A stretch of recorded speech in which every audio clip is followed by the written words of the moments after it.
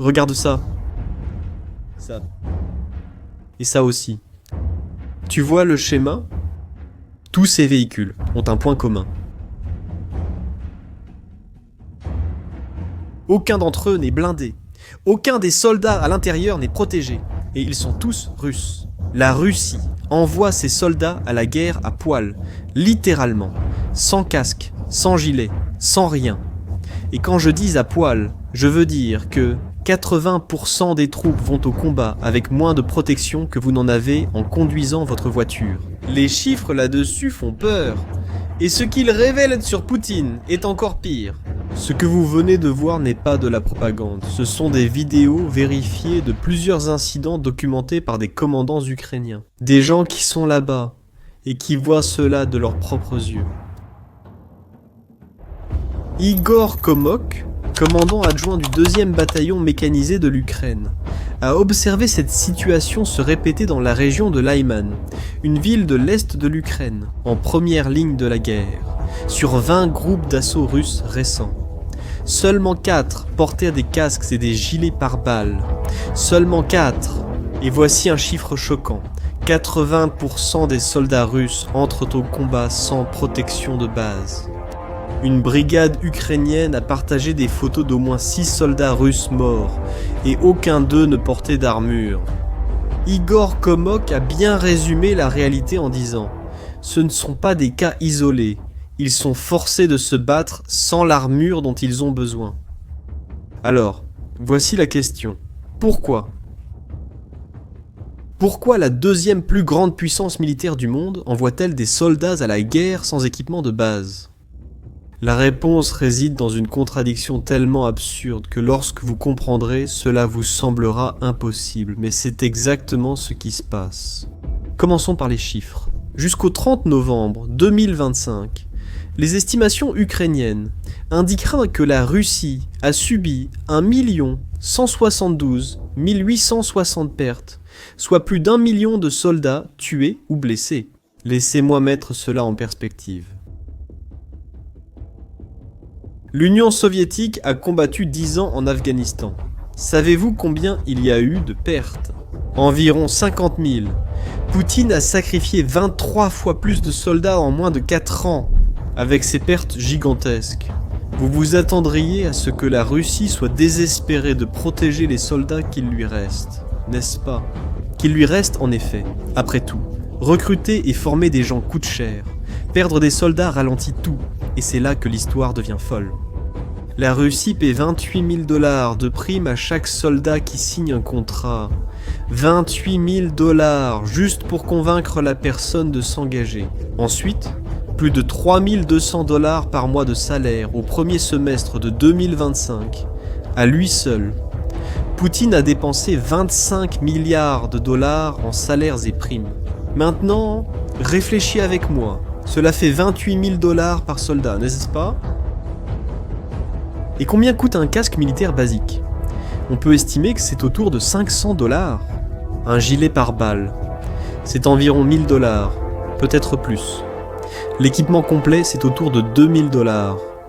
Regarde, ils ont 28 000 $ pour recruter chaque soldat, mais ils n'ont pas 500 $ pour un casque. Réfléchis un peu à ça. Parce que cette contradiction est la clé pour tout comprendre. 28 000 pour recruter, 500 pour le casque, et le soldat part à la guerre sans casque. C'est insensé, non ? L'explication ne peut être que la pénurie, le manque d'équipement. C'est-à-dire que la Russie n'a tout simplement pas assez de casques. Mais ce n'est pas ça. La Russie a perdu 112 milliards de $, en équipements détruits, chars, véhicules blindés, artillerie, tout est parti à la ferraille. Les réserves soviétiques sont épuisées, et la production ne compense pas les pertes. Mais 112 milliards de $ en équipements détruits, ça veut dire qu'ils produisaient, non ? Des milliards de $ en chars, en véhicules, en missiles. Il est difficile de croire qu'ils n'arrivaient pas à produire des casques à 500 $. La vérité est tout autre. Ce n'est pas un manque de capacité, c'est un choix. Et voici la logique macabre derrière ce choix. Cette guerre a révélé une dure réalité. Pour Poutine, les soldats ne sont pas des personnes. Ce sont des ressources jetables. Et quand on considère les soldats comme une ressource, les calculs changent complètement. Vous avez déjà dépensé 28 000 $ pour convaincre le gars de signer le contrat. Il est déjà engagé. Il est déjà dans le système. Pourquoi dépenser 2 000 $ de plus pour l'équiper? S'il meurt, prenez les 28 000 $ du suivant, puis des suivants. Il est moins cher de remplacer le soldat que de l'équiper pour survivre. Laisse-moi te montrer comment ça fonctionne en pratique. Il existe un concept militaire appelé reconnaissance par la mort. Tu envoies cependant des soldats sans protection dans des zones dangereuses. Quand ils sont attaqués, ils révèlent où se trouve l'ennemi. Ils servent d'appât, ce sont des sondes humaines. Et voici le point. Un soldat, avec ou sans gilet pare-balles, remplit exactement la même fonction lorsqu'il est utilisé comme appât, mais avec une grande différence. L'un coûte 500 $ de plus. Dans la tête de Poutine, dépenser cet argent est un gaspillage. Le soldat va mourir de toute façon. Au moins comme ça, tu économises le coût du casque. Et il y a encore plus. Les commandants russes mentent à ces soldats. Ils disent que le territoire devant eux est dégagé, occupé par des alliés. Les soldats, croyant cela, marchent sans protection directement vers les positions ukrainiennes et meurent sans comprendre ce qui s'est passé. C'est perturbant, n'est-ce pas? La vérité, c'est que pour eux, informer le soldat ne change pas le résultat. Il y va de toute façon. Alors, pourquoi dépenser de l'énergie à expliquer? Maintenant, vous pouvez penser, d'accord, mais ça c'est l'Allemand. Peut-être que c'est une région spécifique, mal gérée. Non, cela se passe sur toute la ligne de front. Le 10 novembre 2025, près de la ville de Pokrovsk, une région de combats intenses, la Russie a tenté quelque chose qui ressemble à une scène sortie du film Mad Max. La Russie a déjà perdu plus de 11 000 chars, plus de 23 000 véhicules blindés. Il manquait d'équipements lourds, alors ils ont improvisé avec motos, pick-up, véhicules civils, buggy, tout ce qui roulait, réunissant le tout en convoi pour tenter de s'infiltrer à travers les lignes ukrainiennes. Le plan était d'utiliser un brouillard dense pour se cacher des drones. Le brouillard s'est levé, mais l'Ukraine s'était déjà préparée à cela. Des F-16 ukrainiens et des opérateurs de drones étaient en attente. Les véhicules russes, sans blindage, ont explosé comme du papier. Les survivants se sont précipités vers les ruines et ont été traqués un par un. Et tu penses que ça a changé quelque chose? Que quelqu'un dans le commandement russe s'est dit « Regarde, peut-être qu'on devrait mieux équiper ces gens-là » ? Non, parce que le compte est toujours bon. Tu as perdu 50 soldats dans une attaque, recrute 50 de plus. Ça coûte 28 000 chacun. Tu paies, mais tu ne dépenses pas les 500 pour le casque. Tu remplaces, tu n'équipes pas. Et si tu penses que j'exagère, laisse-moi te raconter l'histoire la plus troublante de toutes. Mars 2025, Journée internationale de la femme. Russie unie. Le parti de Poutine offre un cadeau aux mères de soldats morts à Mourmansk, une région très au nord de la Russie, proche de l'Arctique. Tu sais ce qu'ils ont offert? Des hachoirs à viande incroyables.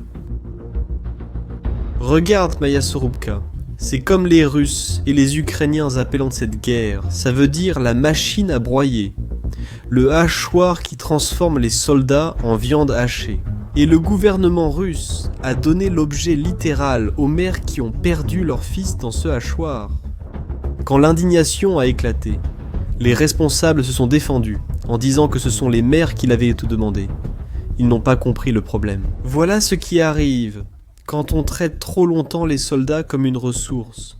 On ne voit plus le symbolisme ni l'humanité. Tu trouves vraiment qu'échanger un fils contre un appareil électroménager est équitable?